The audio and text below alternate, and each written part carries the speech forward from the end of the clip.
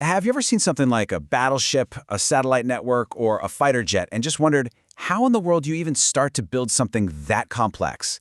Well, believe it or not, there's a manual for that. And today, we're going to break down that exact instruction manual. It all begins with a document that looks a little something like this. Yeah, I know, it's a US military standard and it looks incredibly dense and intimidating. But inside this document is the master plan, the key to turning a massive, complicated idea into a reality, especially when failure is just not an option.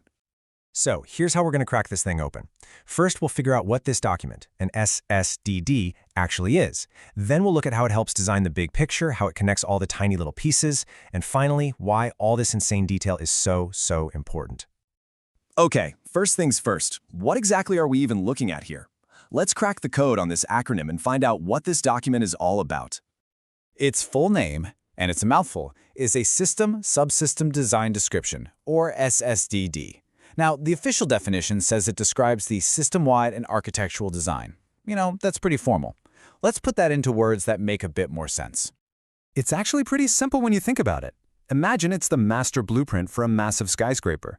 It's not just a drawing of what the building looks like. No, it details everything. The electrical, the plumbing, the structure, the HVAC, and exactly how they all have to fit and work together perfectly. All right, so we know what it is. Now let's dive into the first major step, designing the big picture. This is where the architects lay down the fundamental law of the land for the entire project, long before a single bolt is turned. At this stage, the document literally forces the designers to set the rules of the road. They have to spell out exactly how the system will work for a user, how it'll talk to other systems it connects with, and maybe most importantly, how it's going to be safe and secure. It's all about drawing the lines on the field before you start playing the game. Okay, so once those big foundational rules are locked in, the blueprint totally shifts gears. We move away from the abstract, what the system is going to do, to the super concrete, how it's actually going to get built. This is where we go from the architect's vision to the actual wiring diagram. And this is where the real genius of this process starts to show. The document demands a complete inventory of everything.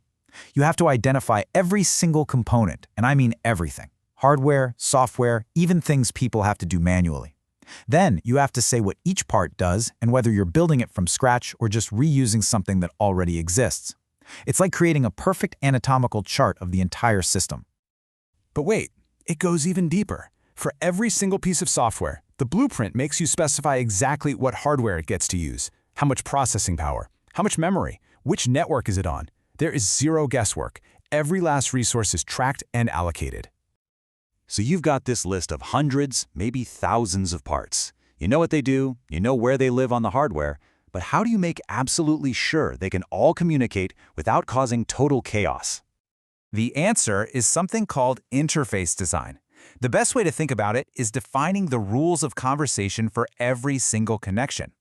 For every link between any two components, you have to lay out the rules.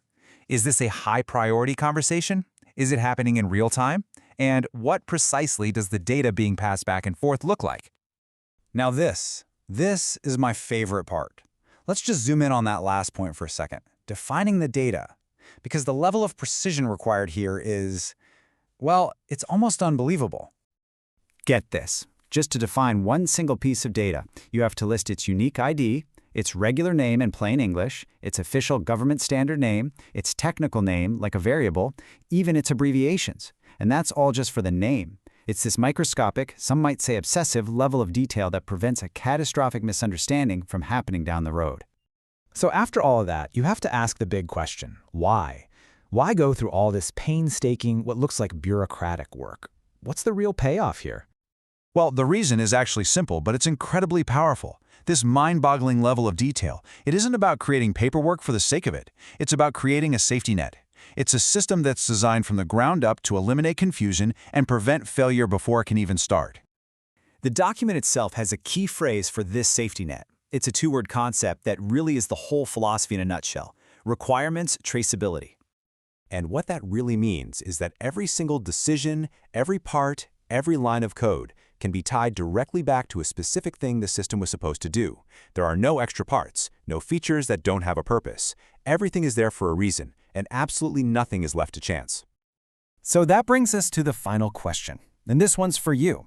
In our modern tech world, where the motto is so often move fast and break things, is this kind of meticulous, upfront planning just an old, obsolete relic? Or, for the systems that really, truly matter, is it actually more critical than ever?